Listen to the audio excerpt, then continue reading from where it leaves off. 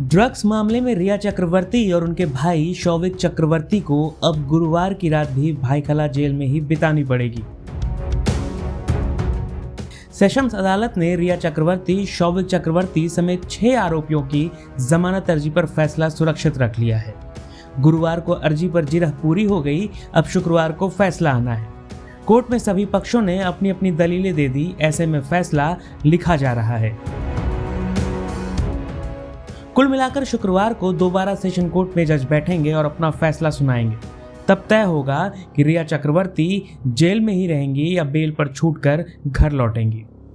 Drugs मामले में NCB ने जिन लोगों की गिरफ्तारी की उनमें रिया चक्रवर्ती, शौविक चक्रवर्ती, दीपेश सावंत, सैमुअल मिरांडा, जैद विलात्रा, अब्दुल बासित परिहार शामिल हैं। इन सभी को न्यायिक हिरासत में भेजा गया है।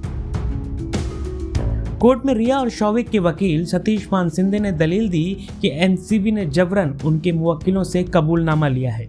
रिया ने जमानत की अर्जी में दावा किया है कि उन्हें यह सब कहने के लिए मजबूर किया गया था और उन्होंने कोई जुर्म नहीं किया है।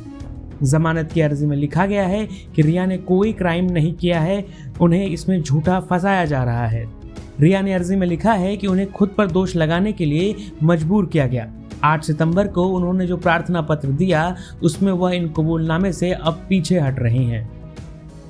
एनसीबी की रिमांड कॉपी के मुताबिक रिया ने कभी ड्रग्स नहीं लिए, लेकिन उन पर सुशांत के लिए ड्रग्स मुहैया करवाने, ड्रग्स के लिए पैसे देने, सुशांत के साथ ही पेडलर संग सीधे संबंध रखने, शौविक, सैमुअल, दीपेश को ड्रग्स के लिए इंस्ट्रक्शंस देने के आरोप हैं। बीते 8 सितंबर को जब एनसीबी ने रिया को गिरफ्तार कर कोर्ट के सामने पेश किया था, तब मजिस्ट्रेट कोर्ट ने उनकी जमानत अर्जी खारिज कर दी थी। इसके बाद रिया के वकील सतीश मान सिंधे ने सेशन कोर्ट में जमानत की अर्जी दी। रिया के साथ ही उनके भाई शौविक चक्रवर्ती भी मुश्किल में है।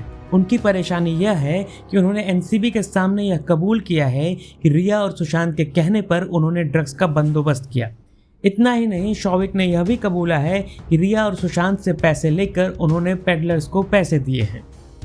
रिया को 22 सितंबर तक न्यायिक हिरासत में भेजा गया है। रिया के मामले में सबसे बड़ा पेच धारा 27A है। इस धारा में 10 साल कैद की सजा है। रिया के खिलाफ यह धारा लगाई गई है। 27A में अवैध ड्रग ट्रैफिकिंग में पैसों के लेन देन का मामला आता है। इसमें अपराधियों को दंडित करने के लिए 10 साल तक की सजा का प्रावधान है। अब जिस धारा में 10 साल या उससे अधिक की सजा होती है, कोर्ट आमतौर पर उसमें जल्दी बेल नहीं देती है। Bureau report, Navbharat times.